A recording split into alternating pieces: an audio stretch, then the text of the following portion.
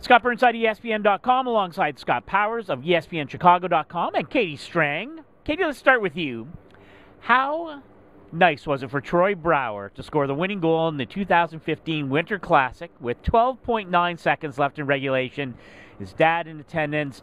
You wrote a perfect story the other day about the emotion that was going on for the Brouwer family going into this game. What was it like for Troy Brouwer? Yeah, I mean, you really could not have scripted this one any better for him. And I think, you look at the buzz about, a game like this and the sort of cachet it has created in terms of, becoming this really signature event for the NHL. And it's moments like these that make it even more special. So for Troy Brouwer to be able to score with his dad in attendance, his dad has not been able to see him play in person very much over the past 5 years. He suffered a stroke in 2010. Traveling's pretty tough. It was one of those things that just sort of had a perfect ending, and I think it was very special for him and his father. Yeah, less than a perfect ending for Jonathan Toews and the Chicago Blackhawks. I think a fairly questionable call, a hooking call on Jonathan Toews with about, minute 13 left in regulation, led to the power play that then led to the winning goal. What was your sense, Scott, in the Chicago locker room? Disappointment, a little bit bitterness, or what was your sense? A little bit of frustration, but I think Capitals probably also had some frustration about a call against them right before that was a little bit questionable. So when you look back on this, I think the Blackhawks, missed opportunities. They got 5-on-3 for nearly 2 minutes. They had a power play right before that.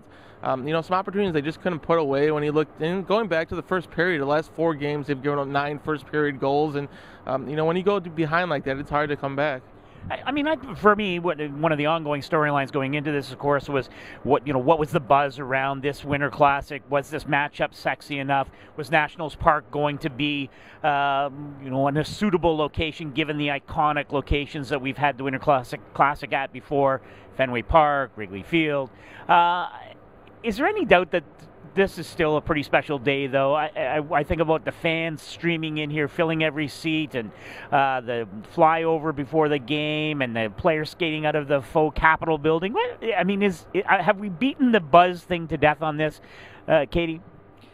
I think it's really tough to be cynical about an event like this, just because it is so special. It is very unique, just in terms of nothing else is really like this in the professional sports landscape. And I think it really is something that, even the players, they still, even the guys that have played in 4, they still recognize this as a novelty and something that they want to be a part of and something that they're going to remember playing in, for the rest of their lives. So I thought they really delivered today. I thought it was a great event. I think it continues to be a really good thing for the NHL in terms of even, being able to kind of captivate even a more casual hockey fan. Did you get that sense too, Scott? The Blackhawks now, this is their third outdoor game. They hosted a Winter Classic, hosted a game at Soldier Field a year ago after the Sochi Olympics.